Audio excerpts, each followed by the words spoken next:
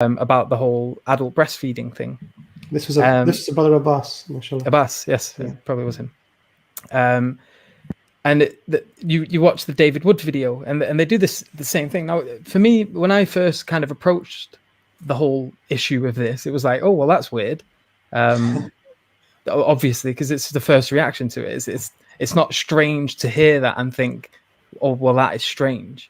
And when you look at it, you read this thing, and it's like, right, so this woman's having an issue with her husband because they've got someone in their house who's like a younger man, and he's a bit paranoid about it. He's, his heart's a bit unsettled because he's not a mahram. He's not, he's not blood. He's not within the family. And so she goes to him, to the Prophet Muhammad sallallahu alaihi wasallam, with this concern. And keep in mind, we have this religion which is constantly critiqued for being overly conservative compared to modern standards. We have huge standards of etiquettes in terms of the aura, where there's massive parts of the female body that are not allowed to be shown. And this is one of the major things that are constantly being brought up about Islam, about how strict it is, about the fact that women can't be on their own with non-mahrams. And then you think about this, and then you hear that he says to her, and correct me if I'm wrong, Fareed, you're the Arabic speaker here, but the word that's used for suckling can be meant indirectly or directly. So the Arabic itself, you can use the same word if you're giving someone milk from a bottle. Yeah. So it's not specific to suckling on the woman, with skin contact. So the word itself is very vague. And if you speak Arabic, which Christian Prince does, you have to be aware of that ambiguity. Now, obviously, you look at the story here. You have this woman approaches the Prophet sallallahu alaihi wasallam with this concern. He uses this word, which is quite ambiguous, and she says, "How can you expect me to suckle him? He's an adult." And then the Prophet laughs. Now, if you take into context that, or if you understand the idea that Islam is one of the most conservative religions going, like it has strict rulings on etiquette, and the Prophet laughs. And to me, when I heard that, it's like, obviously he's laughing because she didn't pick up on the way he meant that word. She's not noticed its ambiguity. The first thing that's popped into her head is, say, the suckling you would do with a child, and not the other use of the word where you could put it into a bottle or into a cup and give it to that person. And if you look at David Wood's video on this, where he's using rhetoric here, and David Wood is a master at rhetoric. Like he's a philosophy. Is he a PhD in philosophy? So I'm not sure about PhD. But... He's got a master's, or it's one of them. It's above graduate anyway. So he's aware of all this. He's aware of how you present an argument is enough to be compelling to, say, the layman. And what he does is he emphasizes on this laugh, and he paints this picture in the person's head. He's like, the creepiest laugh you've ever seen. Like, and he puts emphasis on that, and he completely reconfigures how you see this story. It turns from something innocent, where the Prophet sallallahu alaihi wasallam is laughing at the fact that this woman's misunderstood what he said. Obviously, he didn't mean it in a direct sense, where she would have to have direct suckling with a young man, for a number of reasons. One, he's not a mahram.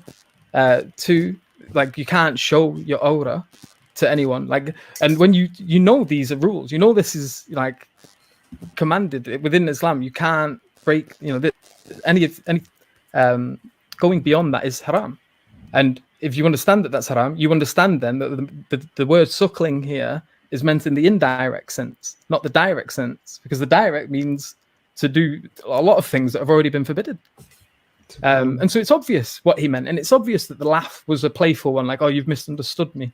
That's obviously not what I meant. Like, go in private, put the milk into a bowl, give it to him. And then you can see this by the fact that, you know, the husband was, his heart was settled on the issue after this. And that doesn't make sense if he did the opposite thing. If he's worried about the fact that there's this non-mahram in the house with his wife and blah, blah, blah, blah, why on earth would it make more sense to suggest that direct suckling resolves that issue and not make it worse? When from the context of the story, it doesn't seem obvious that he even knows that his wife spoke to the Prophet about this problem either. So, but this is a thing. This is rhetoric, and this is what CP is doing in the video that I'm commenting on. And I guess it was stupid of me to think that it was completely obvious what he was doing, and so not to comment on it. But subhanAllah, it just goes completely over people's heads. Like, and these are the same people that will 1 minute complain that Islam is too conservative, Islam is too strict in terms of you know, the rulings with mahrams, with awra, and then completely, I don't know whether it's consciously or unconsciously, purposely or not, they forget that they ever make these arguments, and then all of a sudden Islam becomes this weird hippie religion where grown men can suckle on non-mothers, you know, people that are not the mother. And so this is rhetoric. This is, and when you see it, it's clear. And if any of you could go and watch any of these videos again, and you see how their use of language shapes their argument, how it paints, it makes, they're forcing you to picture the Prophet laughing in a creepy way, and he's like, creepy, and he's emphasizing it. That all of this affects how you hear the argument. Now, if you're trained in that, you spot it a mile off. If you know, if you've studied philosophy, if you've studied logic, if you've studied reason, rhetoric, you can see when this is occurring. You can see when someone's being ingenuine, and you can see when they're just trying to lead you to like accepting a particular thing that they don't. You know, that his mission is simply bastardize Islam. His mission is to get you to hate it, to get you to see it as evil, to see it as you know, like as blasphemy, as something that you need to run away from. And I very much get the impression from a lot of these people, CP being one, David Wood being the other, and I could list countless of them, where this is the goal to the extent that they really are not bothered about how they achieve that goal. 100%. And you know, and they go all out with their mastery of rhetoric.